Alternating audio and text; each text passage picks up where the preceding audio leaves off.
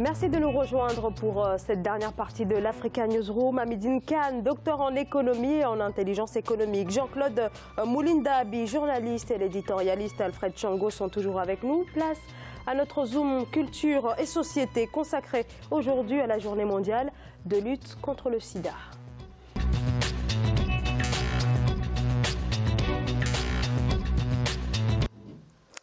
Et dans le monde, on compte une infection au VIH toutes les 17 secondes. En Afrique, ce sont plus de 25 millions de personnes qui vivent aujourd'hui avec le sida. Alors, quand même, beaucoup d'avancées dans la prise en charge des malades. Le nombre de décès liés au virus est en effet en baisse régulière. Des avancées au niveau médical, donc, mais peu, par contre, au niveau de la société, puisque les personnes séropositives souffrent encore de discrimination. Mariama Dramé. Le thème « Droit à la santé », la journée internationale de lutte contre le sida est célébrée ce 1er décembre. Avec 3,5 millions de séropositifs, la prévalence du VIH au Nigeria est relativement faible pour l'Afrique. Afin de maintenir cette dynamique, une innovation a été créée. Dénommée SlideSafe, l'application en ligne distribue discrètement des trousses de dépistage des MST et des produits sexuels. Dans un pays où discuter de relations sexuelles ou fournir des services connexes est tabou, l'initiative est donc appréciée. Il n'y a pas beaucoup d'intimité dans les pharmacies et même si vous n'avez aucun problème avec le pharmacien, les gens qui viennent acheter d'autres choses voient ce que vous achetez et ils peuvent vous juger, ce que vous ne voulez pas. À côté de la maladie, il y a aussi la stigmatisation des personnes vivantes avec le VIH, une mise en écart qui alimente sa propagande, rendant difficile l'accès aux services de dépistage, de soins et de soutien. Malgré la stigmatisation et la discrimination, je suis encore en vie. Vous pouvez m'appeler et m'envoyer et je m'exécuterai. Alors j'incite les gens à éviter la stigmatisation. Nous ne pouvons pas coudre la bouche d'une personne. Elle peut parler comme elle l'entend, mais quand ces paroles arrivent à vos oreilles, vous ne savez pas comment les gérer. Même si le taux d'infection a baissé de 9% entre 2010 et 2016 en Afrique, en 2017, plus de 25 millions de personnes vivent avec le VIH-Sida sur le continent selon l'ONU-SIDA. Grâce à des startups technologiques comme SlideSafe, au Nigeria, pays où le taux de prévalence est estimé à environ 3,2%, le service participe à la prévention contre le sida. Alfred Chango, autour des personnes porteuses du VIH-Sida, la discrimination, la stigmatisation, ça reste l'un des défis autour de cette maladie. C'est un défi majeur, Zaraoui. J'en profite d'ailleurs pour dire que je suis président de l'association Afrique Avenir ici en France, qui s'occupe justement de la prévention, information et sensibilisation auprès des populations africaines et caribéennes de Paris, de la région parisienne et de France sur cette question-là, parce que même ici en France, ces populations souffrent justement de ces discriminations, de cette stigmatisation et ont très peu accès à des soins alors que c'est gratuit par exemple ici en France. En Afrique, c'est encore, j'allais dire, pire parce que il n'y a pas seulement la stigmatisation directe, il y a la famille, il y a l'entourage, il y a le quartier, il y a tout le monde et donc ce sont des personnes qui sont condamnées vraiment soit à taire leur sérologie et donc ils n'accèdent pas aux soins. D'ailleurs, quand on prend le taux des décès qu'il y a aujourd'hui, c'est lié en partie à cela. Et donc n'ont pas accès à des médicaments, au traitement, alors que des progrès considérables ont été accomplis, réalisés. On est par exemple aujourd'hui sorti de la centaine de comprimés qu'on prenait à l'époque à 6 aujourd'hui. Donc, voire même une seule, comme c'est le cas voilà, en Afrique du Sud. Exactement, donc qui permettent aux personnes vivant avec le VIH de vivre normalement comme tout le monde, d'être en bonne santé. Ce qu'on dit effectivement, il faut éviter les maladies opportunes qui sont les causes. Et puis, dans certains milieux, là on parle globalement, mais dans certains milieux, par exemple, des homosexuels, là les taux de prévalence sont énormes, parce que là, pour le coup, vraiment la stigmatisation, elle est importante. On peut éviter effectivement toutes ces choses-là pour les personnes qui sont déjà malades, connaissent leur sérologie, et ça on l'a vu ici auprès de nos populations, c'est que les personnes qui connaissent leur sérologie, qui suivent leur traitement, ils ne sont plus contaminants. Ils ne sont plus contaminants parce que le taux justement de virus dans le sang baisse à des niveaux tels qu'ils ne peuvent plus contaminer. Ceux qui contaminent aujourd'hui, c'est ceux qui ignorent justement leur sérologie, et c'est le cas en Afrique où sur 35 millions à travers le monde, 25 millions en Afrique. C'est énorme. Donc il y a des traitements qui existent, il y a des kits de prévention, des kits de prévention, les PrEP justement, qui permettent justement de prendre des traitements en amont ou des préventions post-exposition qui permettent immédiatement, quand on a eu des relations sexuelles non protégées, de prendre ce traitement qui permet de prévenir pendant un mois, par exemple, qui existe, où maintenant le dépistage, les autotests, c'est-à-dire très discrètement, vous n'êtes plus obligé d'aller dans les structures, on vous donne tout simplement le kit, on vous explique comment faire, vous vous autotestez vous-même, et si les résultats sont positifs, on vous aiguille vers les centres qui vous permettent justement cette prise en charge-là. C'est pourquoi Michel Sidibé, qui est le directeur exécutif de ONU-SIDA, travaille beaucoup et avec l'OMS pour que cette sensibilisation se fasse en Afrique. Dernière chose, la question de la contamination maternelle infantile. Ça aussi, c'est un gros problème. Effectivement. Voilà, parce que certaines femmes n'accèdent pas. Alors que c'est paradoxal, parce que en cas de grossesse, elles sont toutes dépistées, les femmes. Et donc, ça permet une prise en charge. Mais certaines, justement, qui ignorent justement qu'elles sont séropositives, elles transmettent comme ça la maladie à leurs enfants, et puis qui finissent par décéder parce qu'il n'y a pas eu cette prise en charge, il n'y a pas accès aux médicaments, et je pense effectivement qu'il faut continuer à travailler dans ce sens de l'information. On va parler de la prise en charge, Alfred, mais vous qui êtes justement président d'une association en lien avec cette lutte contre le sida, quel type de discrimination on vous rapporte au quotidien? Alors, il y a beaucoup.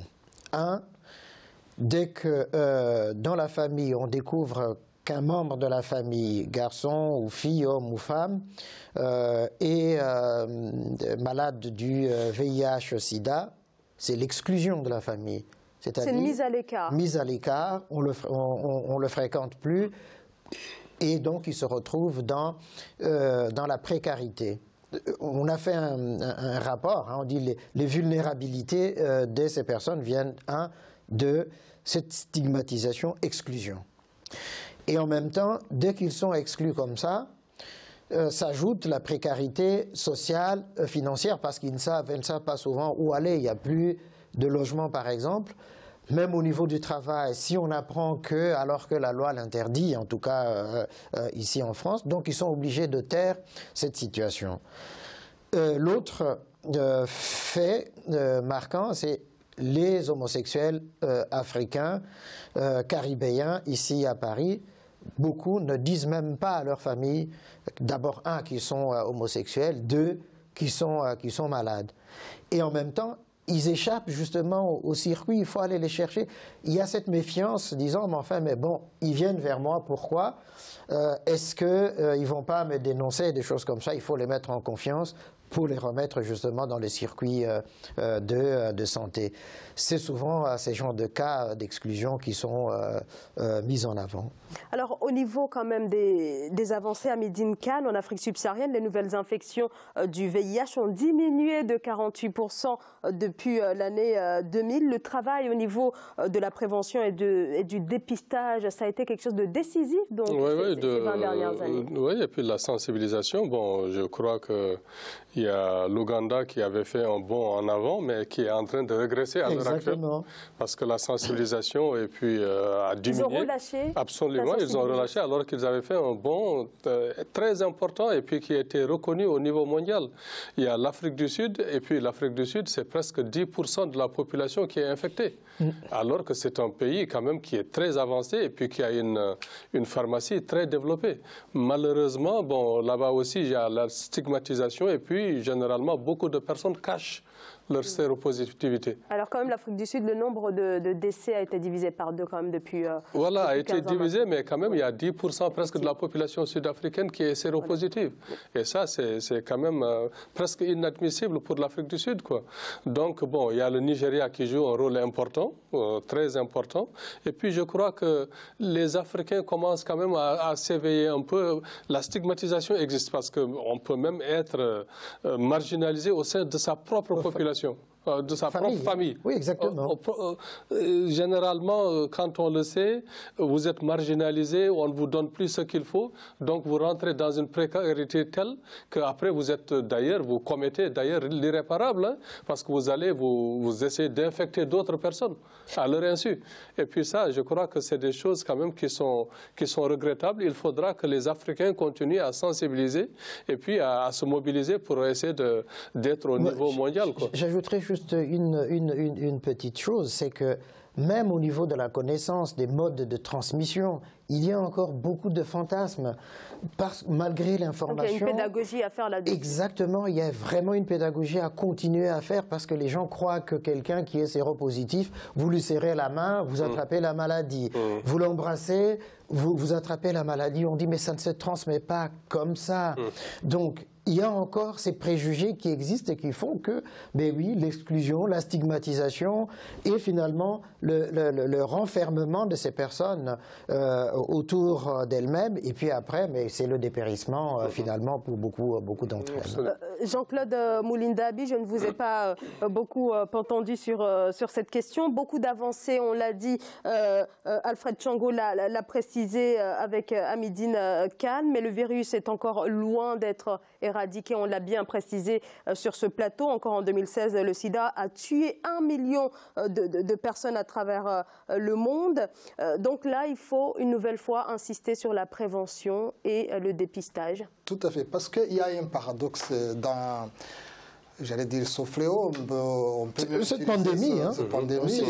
Et le paradoxe, c'est quoi? C'est qu'au départ, tout le monde a eu peur, tout le monde en a pris conscience, il y a eu la sensibilisation, la plupart des gens ont compris quelles sont les voies de contagion et ils se sont protégés. Mais comme il y a eu, comment vous appelez ça, c'est pas vraiment de médicaments parce que jusqu'à présent, on ne peut pas guérir totalement le VIH-Sida, mais au moins avec les médicaments dans le domaine de la recherche qui facilite à ce que l'homme puisse tenir le plus longtemps possible. Il y en a qui se sont mis l'idée en tête comme quoi on pourrait plus mourir. Il y en a qui pensent qu'on pourrait plus facilement mourir du VIH-Sida parce que justement, médicaments, etc. Il y en a mais en fait, le VIH-Sida ne les tue pas, c'est les maladies opportunes qui le font. C'est-à-dire que dès le moment où tu suis ton traitement,